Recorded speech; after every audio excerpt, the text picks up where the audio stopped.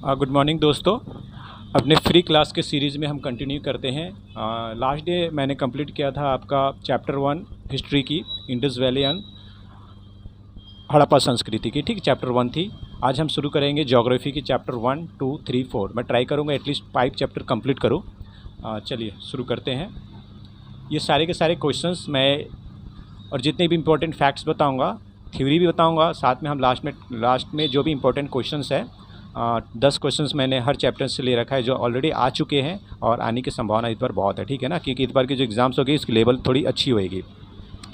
चलिए स्टार्ट करते हैं हम chapter 1 geography. WB, SSC, West Bengal, ICDC, panchayat, सारे के सारे रिलेटेड करेंगे इस एग्ज़ाम में। ठीक है, चलिए स्टार्टिंग। हमारा पहला चैप्टर है physical geography of India. Chapter number earth, shape, size, motion पढ़ेंगे हम। इसमें लैटिट्यूड हम समझेंगे, टाइम कैलकुलेशन क्या होती है वो हम इस चैप्टर में समझेंगे। ठीक है ना, आपके साथ मैं भी सीखूंगा, इसमें कोई प्रॉब्लम नहीं है, मुझे भी बहुत कुछ जानना है। ठीक है, चलिए देखिए अर्थ इंट्रोडक्शन। अर्थ के बारे में थोड़ी बहुत जानकारी देखते हैं। पहली नंबर 1 मैं यहाँ से करा रहा हूँ, थोड़ा आप देखिएगा, ध्यान दीजिएगा, यहाँ से करवा रहा हूँ मैं। ठीक है ना, इंट्रोडक्शन बहुत ही पतली हो गई है ये वाली। ठीक है, introduction. Earth is a third planet from the sun. Okay, it is our home and the only planet known to support life. Earth जो है, फर्स्ट वाली पॉइंट में एक बार बता देता हूँ, ये थर्ड नंबर की प्लैनेट है in our solar system. Okay, first में होगी मरकरी, सन के बाद मरकरी, फिर होगे वेनस, फिर अर्थ, मार्स, जुपिटर, सैटर्न, नेपच्यून। उसके बाद इस तरह से आगे बढ़ेंगे क्या, बस 8 ही प्लैनेट है, पहले 9 थे अब 8 प्लैनेट है। ठीक है, तो अर्थ कितने नंबर पे आती है, मरकरी, वेनस, अर्थ थर्ड नंबर पे आती है। ठीक है, उसके बाद ये आ जाते हैं क्वेश्चंस, ऑप्शंस में दे दिया जाएगा कि the earth is the dash planet from the sun. Options में रहेगा 1, 2, 3, 4, तो हमें वहाँ पर चूज़ करना पड़ेगा कि ऑप्शन 1 है कि 2 है कि 3rd। इस तरह से क्वेश्चंस आते हैं। ठीक है, मैंने क्वेश्चंस दे रखा है, अभी पढ़ेंगे उसके बाद। It is our home and the only planet known as the support life. ठीक है, ये एक ही प्लैनेट है जिसपे अभी तक हमें पता चला है कि लाइफ सस्टेन करती है। Okay, it has the atmospheric. ठीक है, यहाँ एटमॉस्फेयर है, वाटर से मेक्स लाइफ पॉसिबल है। ठीक है, कोई प्रॉब्लम नहीं यहाँ पर, तो हमें और कुछ जानना नहीं है। उसके बाद शेप ऑफ द अर्थ। ठीक है, अर्थ की शेप कैसी होती है, ओवल शेप की होती है। और यहाँ कुछ दे रखा है, this shape is called an oblate, spheroid और ग्यूएट शेप की रहती है, पर हमें एक ओवल भी हम बोलते हैं। बचपन में हमने पढ़ा है कि अर्थ की शेप की है, अर्थ राउंड नहीं है, वो ओवल है। ठीक है, तो ओवल भी ऑप्शन आ सकती है, तो हमें इसके बारे में आप इसे पढ़िएगा। मैं तो यहाँ पर दे रखा हूँ, आपको बता दिया, हल्का बहुत तो समझा रहा हूँ, पर आप भी इस चीज़ को रीड कीजिएगा, यहाँ से पढ़िएगा, नोट कीजिएगा, तभी जाके कुछ होएगा। ठीक है, उसके बाद है नंबर 3 मतलब ये वाली नंबर 3। ठीक है, साइज एंड इंपॉर्टेंट डायमेंशन, ये आप देख लीजिएगा, साइज है, एरिया है, कितनी टोटल हमारी टोटल सरफेस एरिया कितनी है अर्थ की। ये क्वेश्चंस जो है ना लास्ट वाली, ये वाली कभी कभी पूछ लेते हैं कि टोटल सरफेस एरिया क्या है। 510 मिलियन स्क्वायर किलोमीटर कितनी है, 510 मिलियन स्क्वायर किलोमीटर में हमारी पूरी की पूरी जो अर्थ है उसकी साइज है। ओके, देखो टोटल सरफेस ऑफ एरिया कितनी है, 510 मिलियन स्क्वायर किलोमीटर। क्वेश्चन आ सकती है total surface area of earth is, options में दे देगा 510, 511, 512, 513। देन आपको चूज़ करना पड़ेगा 510। जिन्होंने पढ़ रखा है, जिन्हें मालूम है वो चूज़ कर लेंगे। ठीक है ना, और जिन्हें नहीं मालूम है, बस नहीं मालूम है, गया फिर वो। ठीक है, इस तरह के क्वेश्चन आएंगे, आप थोड़ा इसको नोट कर लीजिएगा। उसके बाद आते हैं हम 4th नंबर पे। ठीक है, 4th नंबर पे देखिए, रोटेशन, घूर्णन।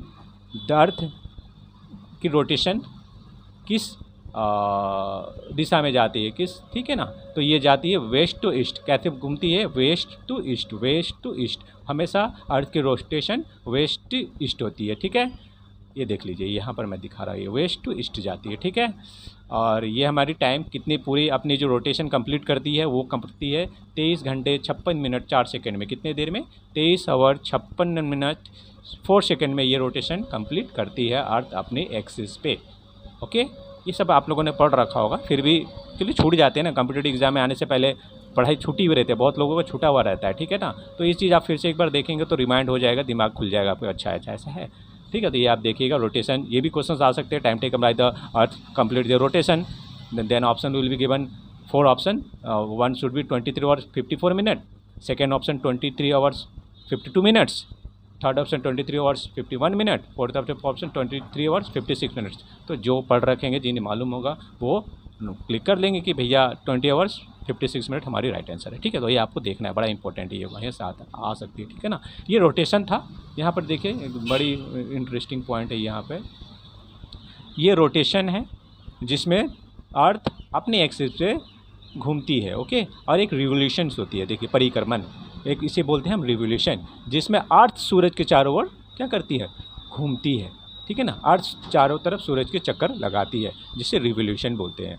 Revolution earth revolve around the sun in a fixed orbit. एक ऑर्बिट, ये जो लाइन है ना इसे हम ऑर्बिट बोलेंगे, ये जो लाइन है इसे ऑर्बिट बोलेंगे। एक फिक्स ऑर्बिट, एक फिक्स रास्ते पे जो अर्थ है वो सन के चारों ओर चक्कर लगाती है, जिसे हम रिवोल्यूशन बोलते हैं। ये भी क्वेश्चंस इंपॉर्टेंट है, आ सकते हैं। और इसका भी डायरेक्शन कहता है वेस्ट टू ईस्ट, इसकी डायरेक्शन कहती है वेस्ट टू ईस्ट। ठीक है, तो ये सब आपको जानना बहुत ज़रूरी है, ये क्वेश्चंस आते हैं। ओके, अब टाइम टेकन कितने समय लगाती है पूरे धरती सूरज को चक्कर काटने में, तो 365 डेज 6 आवर्स, ये 1 ईयर। ओके, ये वाली पॉइंट बता रहा हूँ। पूरे के पूरे 365 दिन 6 घंटे, 365 दिन 6 घंटे भी आपको याद रखना पड़ेगा। ओके, एक कॉम्पिटिटिव एग्जाम के क्वेश्चंस इस तरह से ही होते हैं, ट्रिकी होते हैं, आसान रहते हैं। आपने हबड़ सोच के 365 दिन में यार हम एक चक्कर हमारी धरती सूरज के काट लेती है, पर क्वेश्चन आ जाएगा वहाँ 365 आवर्स के साथ, तो फिर आप फंस जाओगे। ठीक है, तो ये छोटे छोटे चीज़ आपको जानना पड़ेगा। ओके, क्वेश्चंस आसान लगेंगे पर ट्रिकी है भाई। ठीक है ना, थोड़ा ध्यान से पढ़ोगे तभी जाके हो पाएगा। चलिए अब आगे बढ़ते हैं। इसके कारण क्या होते हैं, इसके कारण हमारे मौसम चेंजेस होते हैं और मौसम बनती है। ठीक है, और यहाँ एक छोटी चीज़ देखिए, यहाँ एक चीज़ यहाँ पर मुझे इंटरेस्टिंग लगा, ये भी क्वेश्चंस आती है। यहाँ पर देखिए, यहाँ पर ये 21 जून है, एक ये समर का जो डे होता है ना 21 जून, ध्यान रखिएगा, बहुत इंपॉर्टेंट ये क्वेश्चंस भी आती है। 21 जून जो है ये समर का सबसे बड़ा दिन होता है और सबसे छोटी रात। 21 जून में समर में, गर्मियों में सबसे बड़ी दिन और सबसे छोटी रात होती है। सबसे बड़ी दिन और सबसे छोटी रात 21 जून है। और वहीं उसके ऑपोजिट में आइए 22 दिसंबर, जिसमें सबसे छोटी दिन और सबसे बड़ी रात होती है। ठीक है, सबसे छोटी दिन और सबसे बड़ी रात होती है। ओके, 21 जून में सबसे बड़ी दिन और 22 दिसंबर में सबसे छोटी दिन, ये आपको मालूम रखना पड़ेगा। ठीक है, और यहाँ देखिए 21 मार्च है और 23 सितंबर है। इन दोनों समय में धरती सूरज के सबसे सामने रहती है। ओके, चलिए ये इम्पोर्टेंट था। ठीक है, यहाँ से क्वेश्चंस बहुत बार आते हैं। अब हम आगे बढ़ते हैं। ठीक है, हम देखते हैं 4 लैटिट्यूड में आते हैं, ये वाली पॉइंट में। ठीक है ना,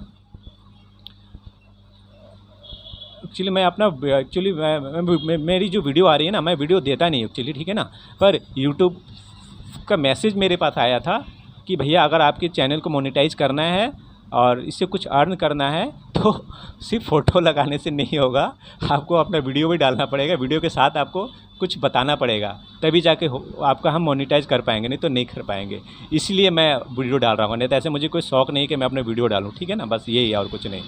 अब देखिए यहाँ पे लेटीट्यूड में आते हैं। लेटीट्यूड जो है ना, ये एक हमारी ये एक इमेजिनरी क्या बोलते हैं लाइन है। ये जो लाइन है ना, आ जाओ यार इधर दिखाते हैं आपको। ठीक है, ये जो लाइन है ना, ये लाइन, ये इसे हम बोलते हैं लेटीट्यूड, अक्षांश, हिंदी में बोलते हैं अक्षांश। ठीक है ना, ये लेटीट्यूड लाइन है, ये एक इमेजिनरी लाइन है। धरती पे, अर्थ पे ऐसी कोई भी रियल लाइन नहीं बनी हुई। ठीक है ना, ये इमेजिनरी लाइन है, बस हमें सुविधा के लिए, हमें मैप को देखने के लिए, अर्थ को समझने के लिए ये लाइन ज़रूरी है, बस और कुछ नहीं।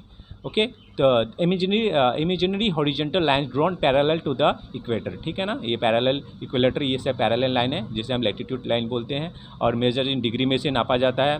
यहाँ से कुछ क्वेश्चंस आने वाला है नहीं, फिर भी मैं आपको हल्का फुल्का बता दे रहा हूँ। ठीक है, आती नहीं है यहाँ से क्वेश्चन, जहाँ तक मुझे मालूम है नहीं आती। ठीक है ना, अब ओके यार इसे जाओ तुम। उसके बाद लैटिट्यूड हो गई, ये देख लीजिएगा, थोड़ा बहुत आप लोग समझ लीजिएगा, यहाँ और कुछ खास देखने के लिए कुछ है नहीं हमारे पास। अब आते हैं यहाँ पे, हाँ सेम उसी तरह से ये लॉन्गिट्यूड है और लेटीट्यूड था। ये देखिए दोनों को आप मिलाने की कोशिश कीजिएगा। ठीक है, देखिए समझने की कोशिश कीजिए। एक है ये, देखिए ये है लेटीट्यूड, ये हो गई लेटीट्यूड, जिसमें ऐसे करके जाएगी, जिसमें ऐसे ऐसे हाँ ऐसे करके जाएगी रेखा, और ये हो गई और ये आपकी हो गई लॉन्गिट्यूड। ठीक है, जिसमें हम ऊपर से लेके ये ऐसे करके आएगी। ठीक है, ऐसे ऊपर से नीचे, बस ये दोनों डिफरेंस है, इसे आपको थोड़ा समझना पड़ेगा। अब इसमें देखते हैं इसमें क्या है। ये भी हमारी एक इमेजिनरी लाइन है जो north to south, east west north to south, ठीक है, ईस्ट वेस्ट। अच्छा एक चीज़ मैं आपको बता देता हूँ, जब हम ग्लोब को देखते हैं ना, ये जो हमारी धरती है, पूरी जो ग्लोब है, ये जो धरती है ना, तो हमारा ईस्ट होगा इस साइड, ये ईस्ट होता है, इस साइड हम ईस्ट बोलेंगे। ये हमारा होगा वेस्ट, ये जान के रखिएगा ना, आप लोग कंफ्यूज हो जाएंगे। ईस्ट वेस्ट, ये अप वाला होएगा नॉर्थ, और डाउन वाला होगा, इसे हम बोलेंगे south. East west north south, ठीक है, ये ईस्ट वेस्ट नॉर्थ साउथ, ठीक है, ये आप जान के रखिए, इंपॉर्टेंट है, ये बहुत बार कंफ्यूज करता है बच्चों को, ठीक है। तो यहाँ पर हो गया हमारे, इसके बारे में थोड़े बहुत पढ़ लीजिएगा, बहुत कम क्वेश्चंस आते हैं, पर कोई ठीक नहीं है, कभी भी कुछ भी दे दे। टाइम कैलकुलेशन बेसिक है हमारा, अर्थ रोटेशन जो ऑलरेडी मैंने बताया, 24 मतलब 360 इन 24 आवर्स में कंप्लीट रोटेशन होती है अपने वर्ड्स में, ठीक है ना। और यहाँ पर मेडिक बेसिक स्टैंडर्ड टाइम हमारी Indian IST, Indian standard time, इसकी फुल फॉर्म आती है बहुत बार, ये जो है ना, इसकी फुल फॉर्म आने के चांसेस रहते हैं बहुत बार, ठीक है।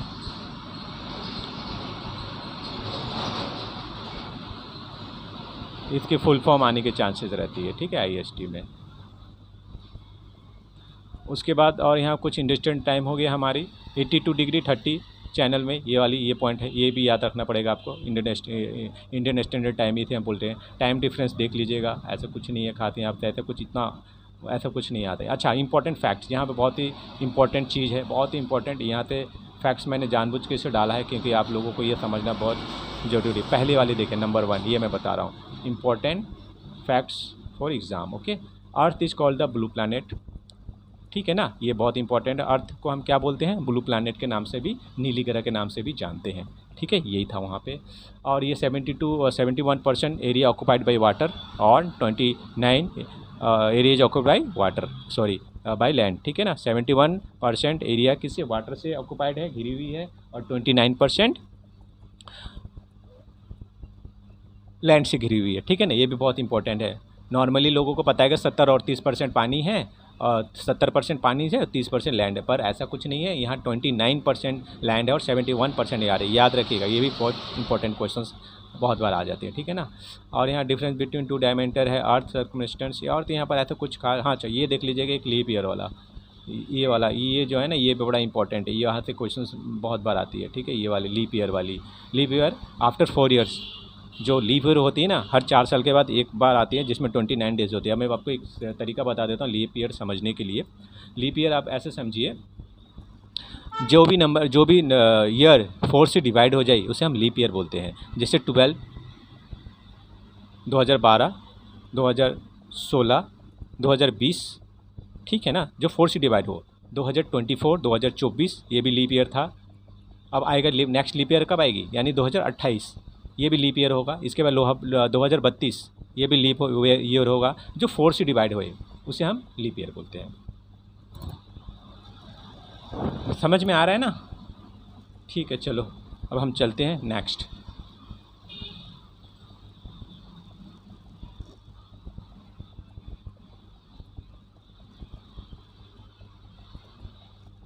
अब देखते हैं, इधर आ जाइए इंपॉर्टेंट फैक्ट्स के बाद।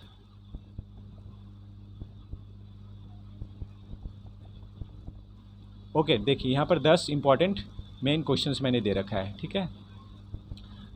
टॉप 10 MCQ बड़े इंपॉर्टेंट है, यहाँ से क्वेश्चंस आप समझ लीजिए कि आना ही आना है, ठीक है।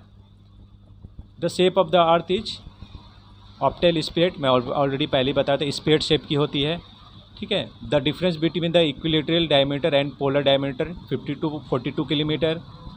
ये आप इसको आप नोट कर लीजिएगा कॉपी में, या लिख लीजिएगा, जो भी कीजिएगा, पर ये इंपॉर्टेंट है बहुत। The earth rotate on the its axis from west to east, जो मैं पहले ही बताया था। The time taken by the earth to complete 1 rotation on its axis is 23 hour 56 minute 4 second. देखिए यहाँ पर ऐसी तरह के ऑप्शंस रहेंगे, ठीक है ना, फिर आप कंफ्यूज मत होइएगा, ये वाली मैं बता रहा हूँ, यार इस तरह के पूरे ऑप्शंस रहते हैं, ठीक है। अब देखिए question number 5, revolutions of the earth around the sun take approx, कितने समय में कंप्लीट कर लेती है, तो 365 डेज 6 आवर, ये वाले आंसर है, ठीक है। तो इस तरह से रहेंगे सारे के सारे चीज़, आपको समझना पड़ेगा, सारे क्वेश्चंस को देखना पड़ेगा। अब यहाँ पर आ जाइए, the revolution of the earth around the sun take, ये भी हमारा था। तो प्राइमरी सर 10 क्वेश्चन है यहाँ पे, ठीक है ना, सारे के सारे इस चैप्टर से रिलेट करते हैं और आपको सारे के सारे चीज़ आपको मालूम रखना पड़ेगा, ठीक है। यहाँ पर भी बहुत मैंने सीजन भी दे रखा है, due to revolution leap after 4 years, सबसे नीचे में दिखा रहा हूँ मैं आपको, ठीक है ना। ये सारी चीज़ आपको इस चैप्टर से आपको कंप्लीट करना पड़ेगा, तब जाके आप चैप्टर 1 इस ज्योग्राफी जो बहुत ही इंपॉर्टेंट चैप्टर है से कवर कर पाएंगे, ठीक है ना। इसमें हमने पढ़ा अर्थ के इंट्रोडक्शन पढ़ा, साइज एंड इम्पोर्टेंस पढ़ा, मोशंस ऑफ द अर्थ पढ़ा, लैंगिट्यूड पढ़ा, लैटिट्यूड पढ़ा, टाइम कैलकुलेशन पढ़ा, इंपॉर्टेंट फैक्ट्स जो इस एग्जाम्स के रिलेटेड है, और 10 MCQ क्वेश्चंस कंप्लीट किए, ठीक है ना। ये चैप्टर 1 से है जो आपको अपनी कॉपी में नोट करना है। अब चलते हैं हम चैप्टर नंबर 2 के तरफ, ठीक है। ये आपका काम है, आप नेक्स्ट आपको इसको सारे के सारे चीज़ों को नोट करके रखना है। अब आते हैं चैप्टर 2 में। चैप्टर 2 में हम क्या पढ़ेंगे, इंटीरियर ऑफ द अर्थ, यानी कि भारत जो अर्थ है उसकी संरचना, उसकी बनावट, उसके पार्ट्स, उसके मतलब उसके अंदर के पार्ट्स क्या है, उसके लेयर्स कितने हैं, सारे मतलब इंटीरियर मतलब क्या होता है, एक बनावट, ठीक है ना। बनावट के बारे में हम पढ़ेंगे। यहाँ से भी कुछ क्वेश्चंस आते हैं, आपको मालूम रहना चाहिए। थ्योरी बेस, अगर थ्योरी क्लियर रही ना, जो जिसे बोलते हैं ना बेसिक क्लियर रही ना, तो कहीं के भी क्वेश्चंस बच्चे कर लेते हैं, ठीक है ना। अब हम चलिए कुछ इंट्रोडक्शन में पढ़ते हैं, यहाँ पर क्या दे रखा है। इंट्रोडक्शन में देखते हैं, the interior of the earth is made up of different layers, ठीक है ना। ये अर्थ जो है ना बहुत सारे लेयर्स, डिफरेंट लेयर्स से बनी हुई अर्थ है, ठीक है। द लेयर्स, देखो ये पहली वाली पॉइंट मैंने पढ़ा, the layers differ in composition, density, temperature, और जो लेयर्स है वो अलग अलग क्या बोल सकते हैं, डिफर है, हर लेयर एक दूसरे से अलग है, और उसको अलग करने की जो नियम चाहिए, जो उसकी जो अलग होने के जो कारण है वो इसकी डेंसिटी है, टेम्परेचर है और प्रेशर है। कहीं पर बहुत ज़्यादा प्रेशर है किसी लेयर के अंदर, कहीं पर बहुत ज़्यादा टेम्परेचर है, और कहीं पर बहुत डेंसिटी मतलब घनत्व है।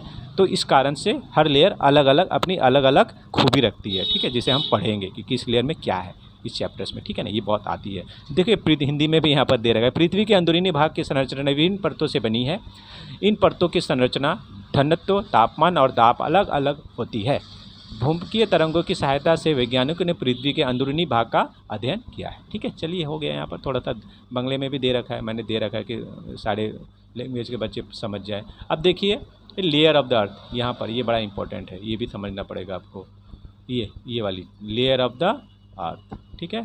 तो सबसे इनर वाली देखिए, सबसे अब से देखते हैं, जो सबसे ऊपर वाली लोस्ट है ना, आउटर मोस्ट लेयर, जो ये देखिए यहाँ पे मैं जो आउटर मोस्ट लेयर है ना, उसे हम बोलेंगे क्रस्ट। क्या बोलते हैं, क्रस्ट, जो 5 से 70 किलोमीटर अर्थ के अंदर तक रहती है। टॉप से 70 किलोमीटर अंदर के जितने भी लेयर है उसको बोलेंगे क्रस्ट, धरती के ऊपरी लेयर को, जिसमें घास फूस पेड़ पौधे होते हैं ना, उस लेयर्स को बोलते हैं हम लोग क्रस्ट, सबसे ऊपरी लेयर है।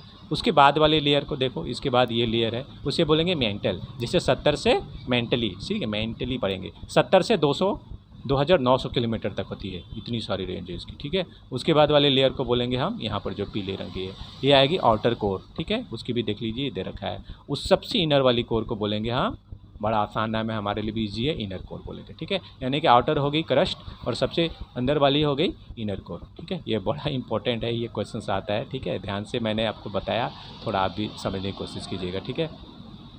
उसके बाद आइए यहाँ देखिए, ये वही दे रखा है क्रस्ट, ये वही दे रखा है, क्रस्ट हो गया, मेंटल हो गया, आउटर हो गया और इनर हो गया, ठीक है। ये जानना बड़ा ज़रूरी है। देखिए आपको पढ़ाने के साथ साथ, देखिए आपको कराने के साथ साथ मुझे भी बहुत चीज़, मैं भी बहुत चीज़ भूल रखा था, मुझे भी बहुत सारे चीज़ पता चल रहा है, ठीक है। तो चलिए अभी क्रस्ट के बारे में दे रखा है कि सबसे ऊपरी लेयर में क्या होता है क्या नहीं है। तो सबसे ऊपरी लेयर में देखो क्या है, the outer most of the, देखो जो सबसे क्रस्ट, हम थोड़ी सी इसके बारे में पढ़ते हैं। क्रस्ट में क्या है, the outer most and thinner layer, सबसे ऊपरी है और पतली है, थिनर मतलब पतली है, थिकनेस है 5 किलोमीटर, वो भी उसके लिए थिकनेस ही है, ठीक, पतली ही हो गया। आपको लगेगा 5 किलोमीटर है फिर भी इतनी पतली कैसी हुई, लेकिन ये पतली होगी, ठीक है ना। देखो 5 किलोमीटर के रेंज में रहती है, और ये सॉलिड रॉक्स से बनी हुई है, ग्रेनाइट है, बेसलाइट है, मतलब किससे बनी हुई ये दे रखा है, ठीक है ना। ये देखिए आउटर ओशन, ये यहाँ पर दे रखा है, कितना बढ़िया से हटा। देखिए हमारे जो धरती के ऊपर वाली जो क्रस्ट है, सबसे ऊपरी लेयर है ना, उसको बोलते हैं कॉन्टिनेंटल क्रस्ट, उसे बोलते हैं कॉन्टिनेंटल क्रस्ट। जो धरती के ऊपर जहाँ पर हम खड़े हैं उस लेयर को बोलेंगे कॉन्टिनेंटल क्रस्ट, क्रस्ट तो बोलेंगे पर कॉन्टिनेंटल क्रस्ट बोलेंगे। और जो ओशन, धरती के अंदर, सॉरी समुद्र के अंदर जो लेयर है ना, समुद्र है वो भी तो उसकी भी तो लेयर, सबसे लास्ट कहीं ना कहीं समुद्र खत्म होगी ना, उस लेयर को बोलेंगे ओशियंटिक क्रस्ट क्या बोलेंगे, ओशियंटिक क्रस्ट, ठीक है। ये भी बड़ा इंपॉर्टेंट है, आप तो थोड़ा देख लीजिएगा। ये क्रस्ट के बारे में हो गए, और ये मेंटल है जो अर्थ के क्रस्ट के बाद वाली पार्ट आती है, ठीक है। तो देखिए यह मैग्मा ब्रस्ट करती है ज्वालामुखी से, वोल्केनो से, उसके बाद जो लावा बाहर आती है ना, तो उससे वही उसे मैग्मा बोलते हैं। अब थिकनेस ऑफ लेयर कितने की यहाँ पर दे रखी है, composition magma iron and silicate rocks, upper part of solid, lower part semi, ठीक है, ये आप देख लीजिएगा। उसके बाद कोर है, जो सबसे अंदर वाली outer core, inner core, main element, very high temperature, ये क्या हो गया, ये कोर वाली पर, ठीक है। ये कोर है, इनर कोर है, वेरी हाई टेम्परेचर, जितने अंदर जाएंगे धरती के उतनी ही टेम्परेचर क्या बहुत हाई होती जाएगी, ठीक है, यही बता रहे हैं वहाँ पे। अब रॉक्स, कितने तरह के रॉक्स पाए जाते हैं यहाँ देख, इग्नियस रॉक्स हो गई, ये फॉर्म, ये बड़ा इंपॉर्टेंट है रॉक्स के बारे में, ठीक है ना, हमें कितने तरह के पत्थर मिलते हैं।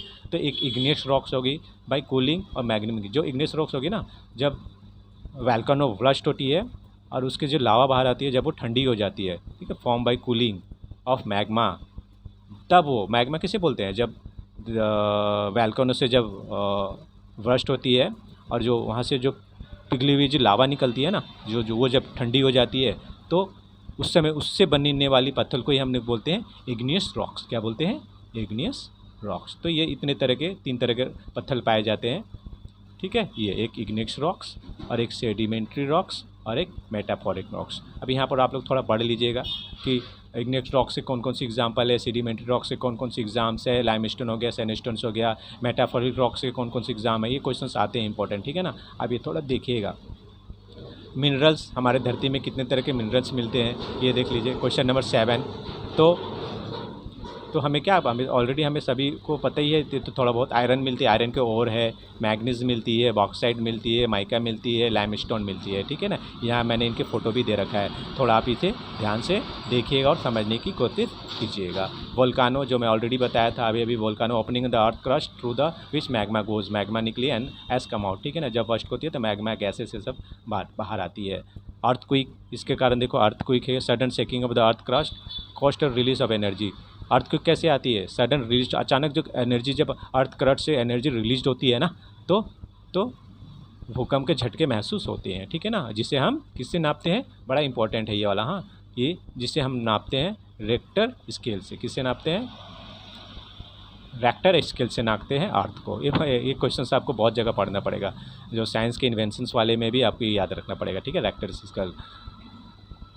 चलिए और देखते हैं। अच्छा, 10 इंपॉर्टेंट फैक्ट्स एग्जाम्स के रिलेटेड मैंने यहाँ दे रखा है, ये यहाँ पर देखिए,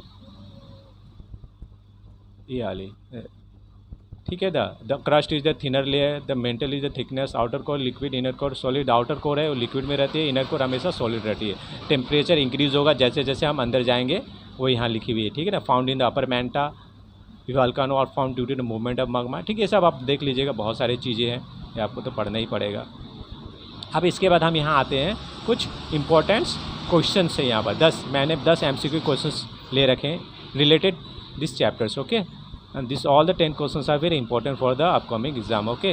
See the first one, the outermost and the thinner layer of the earth is which one, the crust, already you have to learn na, the outermost and the thinner layer of the earth is which one out of all these 4, the crust, the fourth one, okay, so the third one answer is there, okay, this one, okay, already given in the highlighted answer C also. See the question number 2, the thickness layer of the earth is which one, the mantle is the thicker layers of the earth, already हम लोगों ने इसे पहले ही पढ़ रखा है, ठीक है ना। See the question number 3, 4, 5, 6, 7, 8, okay, there are 10 questions, okay, all are the very important for the last year questions, the previous examinations questions and the upcoming questions also, okay. Be careful about these questions, okay. If you have possible, you can write on your notebook for the later study, okay. सभी का सभी आप लोगों ने लिख लेना है, ठीक है ना। देखिए ये सारे नीचे भी मैंने इजी मेमोरी ट्रिक्स दे रखा है, ये थोड़ा आप लोगों को देखिएगा, ओके। तो ये चैप्टर 2 में थी, मैंने आपको बहुत चीज़ बताई, बाकी आपको भी अपने से भी बहुत सारी चीज़ों को करना पड़ेगा, ठीक है ना। सिर्फ एक गाइड करने वाले से और उनसे उनकी बातें सुनना तो अच्छा है, पर आपको भी खुद से भी बहुत मेहनत करना पड़ेगा, सारी चीज़ों को आपको याद करना पड़ेगा, समझना पड़ेगा, ओके। तो मेरे ख्याल से आज चैप्टर 2 ही चैप्टर रहने देते हैं। नहीं चलो चैप्टर 3 भी कर लेते हैं, पता नहीं आप लोग देखते भी हो कि नहीं देखते। चैप्टर 3 देखते हैं चलो। क्या है, अच्छा ठीक है, डिवीज़न ऑफ इंडिया ये देख लेते हैं। तो भारत की जो चैप्टर 3 में हम देखेंगे, इधर आ जाओ, फिजिकल जियोग्राफिक ऑफ इंडिया में chapter 3 physiographic division of India. जो भारत है ना, भारत को कितने भागों में बांटा गया है। एक्चुअली भागों में तो एक्चुअली मतलब फिजिकल भागों में, फिजिकली भागों में मतलब पहाड़ है, कहीं पठार है, कहीं मैदान है, कहीं माउंटेन है, कहीं हिल है, कहीं प्लेन है। ओके ठीक है, इस वे में हम देखेंगे भारत को कितने भागों में बांटा गया है, ठीक है ना। तो चलिए हम पहले इसको थोड़ा इंट्रोडक्शन में देख लेते हैं क्या दे रखा है, ये भी बड़ा इम्पोर्टेंट है। रुको यार, ये कुछ गड़बड़ हो गया, ये था ये था ये था ये था।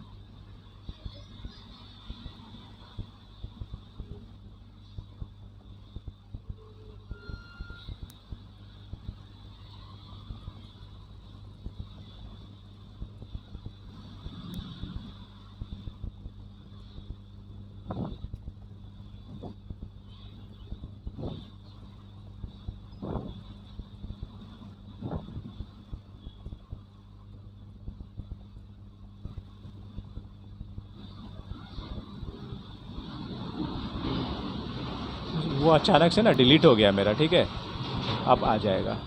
चैप्टर 3 में थे ना हम। ले हलवा कहाँ गया यार चला गुम हो गया यार, वो पता नहीं कैसे अचानक डिलीट हो गया। देखते हैं, शायद यहाँ ने बता देता हूँ, हल्का फुल्का था यार, थोड़ा सा देख लेते हैं। हाँ आ गया आ गया आ गया, चलो।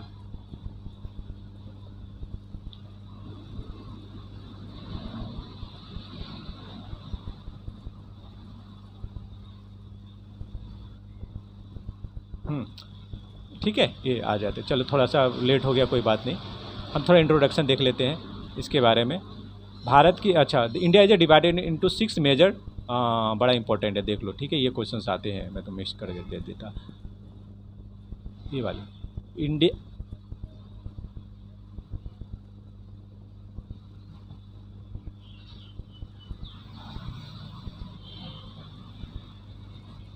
अरे यार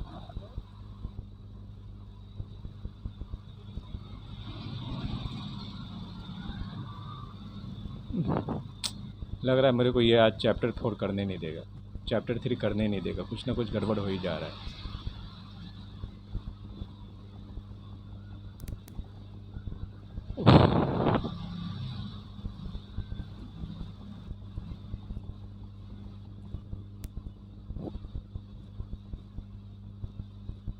सॉरी, हाँ थोड़ा लेट हो रहा है, पता नहीं क्या हो रहा है, बार बार क्यों चैप्टर 3 चला जा रहा है, कुछ सही से बन नहीं रहा है इसका। यहाँ पर कभी ये करना, हाँ ठीक, अब भी करने नहीं दूंगा। अब ये चला गया, इसे भी तो चाहिए, हर बार कुछ ना कुछ गड़बड़ हो रहा है।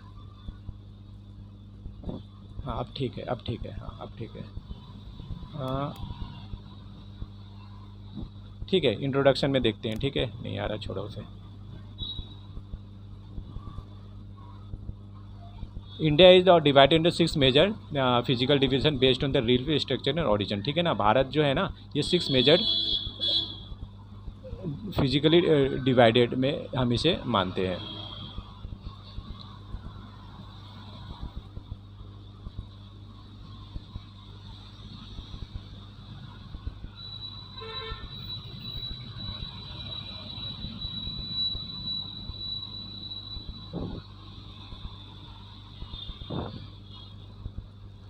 ये सबसे लास्ट वाली पॉइंट, मेरे हाथ के तरफ देखिएगा ये उस पर, ठीक है ना। दिस डिवाइडेड हिमालय, अच्छा, और जो 6 पार्ट में जो डिवाइड है ना, इसमें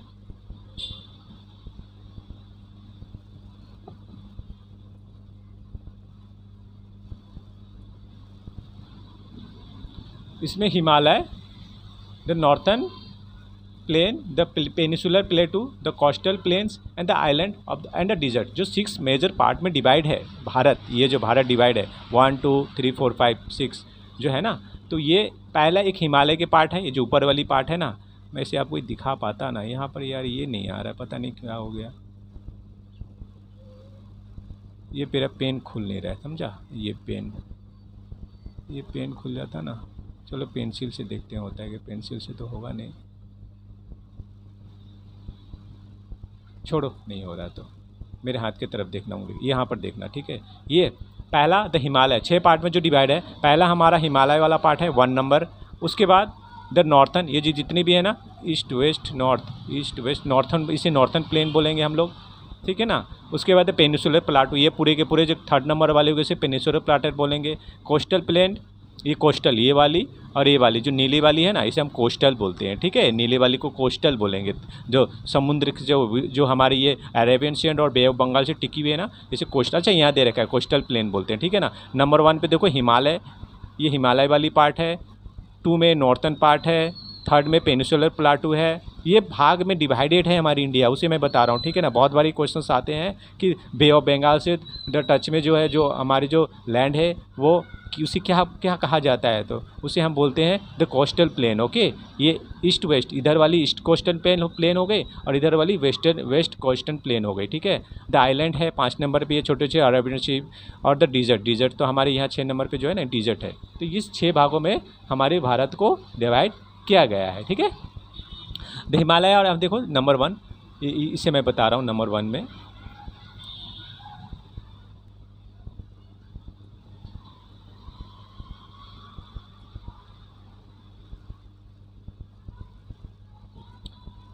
ठीक है। हिमालय, द हिमालय और द यंगेस्ट फोल्ड माउंटेन। अच्छा, ये जो हिमालय है ना, ये सबसे यंगेस्ट फोल्ड माउंटेन है, सबसे मतलब युवा हिमालय को हम पर्वतमाला में मानते हैं, ठीक है ना। Youngest, the form during the territory era, the length इतनी हो गई 2400 किलोमीटर की लेंथ है, वेथ इतनी है। डायरेक्शन ईस्ट टू वेस्ट है, ये थोड़ा अच्छा। हाईएस्ट पीक है माउंट एवरेस्ट, सबसे हाईएस्ट, दुनिया की सबसे हाईएस्ट पीक कौन सी है? Mount Everest. उसके बाद K2 कंचनजंगा, ठीक है। सबसे पहले है हाईएस्ट माउंट एवरेस्ट, ये क्वेश्चन तो आप लोग एकदम रट लीजिए भैया, ये आनी ही आनी है। सबसे हाईएस्ट क्या होगी? Mount Everest. उसके बाद और ये 8848, ये भी बड़ा इंपॉर्टेंट है, ठीक है ना। 8848 मीटर की हाइट है माउंट एवरेस्ट। उसके बाद दुनिया के 2nd नंबर पे कौन सी आती है? K2, ये जो मैंने मेरे जो कर्सर आ रही होगी थोड़ी सी, ये वाली, ठीक है ना। ये K2, पहली माउंट एवरेस्ट, K2, उसके बाद कंचनजंगा। और भारत की सबसे ऊंची कौन सी है? तो कंचनजंगा है, ठीक है। माउंट एवरेस्ट वर्ल्ड की नंबर 1, 2 K2, उसके बाद कंचनजंगा, ठीक है। ये देख लीजिए सब डिवीज़न में ग्रेट हिमालय, लेजर हिमालय, शिवालिका। ये जो सब डिवीज़न क्या समझे, ये जो हिमालय जो सबसे जो नंबर 1 यहाँ दे रखा है ना ग्रीन में,